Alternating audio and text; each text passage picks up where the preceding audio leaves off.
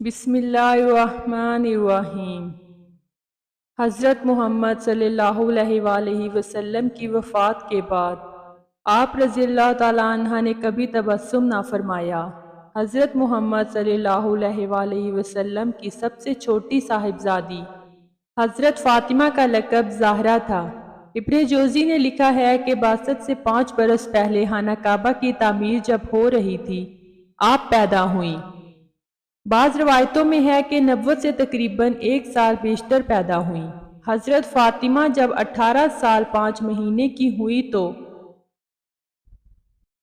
ذی الحجہ 2 میں آپ صلی اللہ علیہ وآلہ وسلم نے حضرت علی کے ساتھ ان کا نکاح کر دیا۔ روایت میں ہے کہ حضرت علی نے جب درخواست کی تو آپ صلی اللہ علیہ وآلہ وسلم نے حضرت فاطمہ رضی اللہ تعالیٰ عنہ کی مرضی دریافت کی۔ وہ چپ رہیں۔ یہ ایک طرح کا اظہار تھا۔ آپ صلی اللہ علیہ وآلہ وسلم نے حضرت علی سے پوچھا کہ تمہارے پاس مہر میں دینے کے لیے کیا ہے؟ بولے کچھ نہیں۔ آپ صلی اللہ علیہ وآلہ وسلم نے فرمایا وہ زیرہ کہاں ہے؟ جنگ بدر میں جو ہاتھ آئی تھی۔ عرض کی وہ تو موجود ہے۔ آپ صلی اللہ علیہ وآلہ وسلم نے فرمایا بس وہ کافی ہے۔ حضرت عمر نے حضرت عثمان رضی اللہ تعالیٰ عنہ کے ہاتھ اس کو 480 درہم پر فروخت کیا اور قیمت لا کر آپ صلی اللہ علیہ وآلہ وسلم کے سامنے ڈال دی۔ آپ صلی اللہ علیہ وآلہ وسلم نے حضرت بلال کو حکم دیا کہ بازار سے خوشبو لائیں۔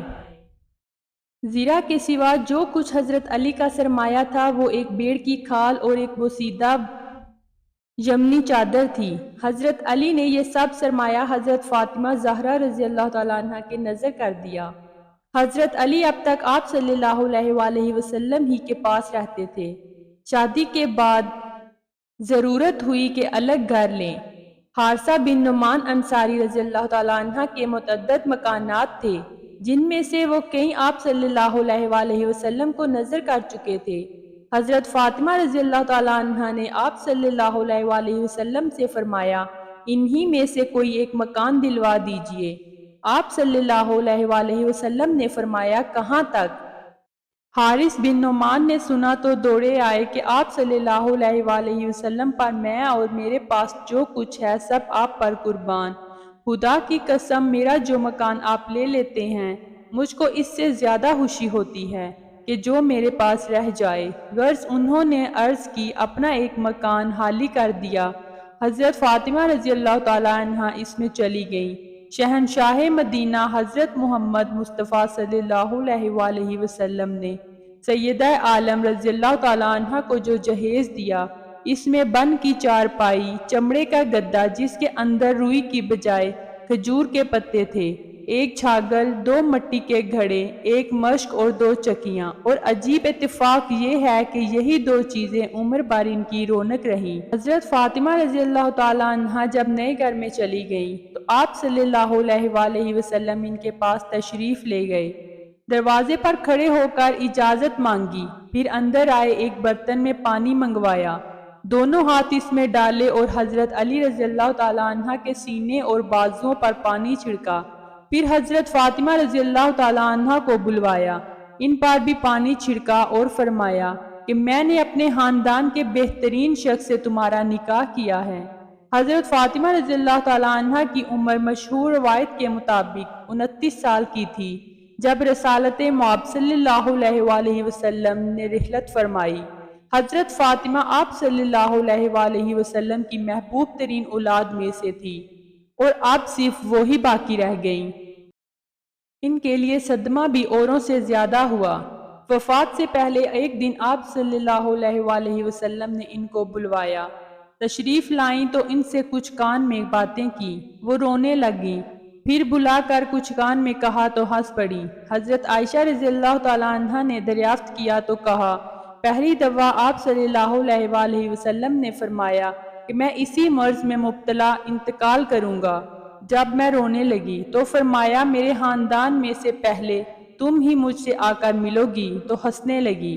وفات سے پہلے جب بار بار آپ صلی اللہ علیہ وآلہ وسلم پر غشی طاری ہوتی تو حضرت فاطمہ رضی اللہ تعالیٰ عنہ دیکھ کر بولی یا رب میرے باپ کی بے چینی۔ آپ صلی اللہ علیہ وآلہ وسلم نے فرمایا تمہارا باپ آج کے بعد کبھی بے چین نہ ہوگا۔ آپ صلی اللہ علیہ وآلہ وسلم کا انتقال ہوا تو حضرت فاطمہ پر ایک مصیبت ٹوٹ پڑی۔ پھر جب تک آپ رضی اللہ تعالیٰ عنہا زندہ رہی کبھی تبسم نہیں فرمایا۔ آپ صلی اللہ علیہ وآلہ وسلم کے انتقال کو 6 ماہ ہی گزرے تھے کہ رمضان 11 ہجری میں حضرت فاطمہ رضی اللہ تعالیٰ عنہا نے وفات پائی اور حضرت محمد صلی اللہ علیہ وآلہ وسلم کی یہ پیشن گوئی کہ میرے خاندان میں سے سب سے پہلے تم ہی مجھ سے آ کر ملو گی پوری ہوئی۔ یہ منگل کا دن تھا اور رمضان کی 3 تاریخ تھی۔ اس وقت ان کا سن 29 سال تھا۔ بعض روایتوں میں تاریخ وفات پر اختلاف پایا جاتا ہے۔ حضرت فاطمہ کی تجہیز و تکفین میں خاص جدت کی گئی۔ عورتوں کی جنازے پر جو آج کل پردہ لگانے کا دستور ہے اس کی ابتدا انہی سے ہوئی۔ اس سے بیشتر عورتیں اور مرد سب کا جنازہ کھلا ہوا جاتا۔ چونکہ حضرت فاطمہ رضی اللہ تعالیٰ عنہ کے مزاج میں انتہائی حیا و شرم تھی، اس لیے انہوں نے اسماء بنت رضی اللہ تعالیٰ عنہ سے وصیت کی کہ کھلے جنازے میں عورتوں کی بے پردگی ہوتی ہے جس کو میں ناپسند کرتی ہوں۔ حضرت اسماء بنت امیس رضی اللہ تعالیٰ عنہ نے کہا، جگر گوشہ رسول، میں نے حبشہ میں ایک طریقہ دیکھا ہے، آپ کہیں تو اس کو پیش کروں۔ یہ کہہ کر حرمے کی چند شاہیں منگوائیں اور ان پر کپڑا تانا جس سے پردے کی صورت پیدا ہو گئی۔ حضرت زینب کا جنازہ بھی اسی طریقے سے اٹھایا گیا۔ حضرت فاطمہ کی قبر کے متعلق سخت اختلافات ہیں۔ بعضوں کا خیال ہے کہ جنت البقیع میں حضرت امام حسن کے مزار کے پاس مدفون ہیں۔ فاطمہ رضی اللہ تعالیٰ عنہ کی 5 اولادیں ہوئیں۔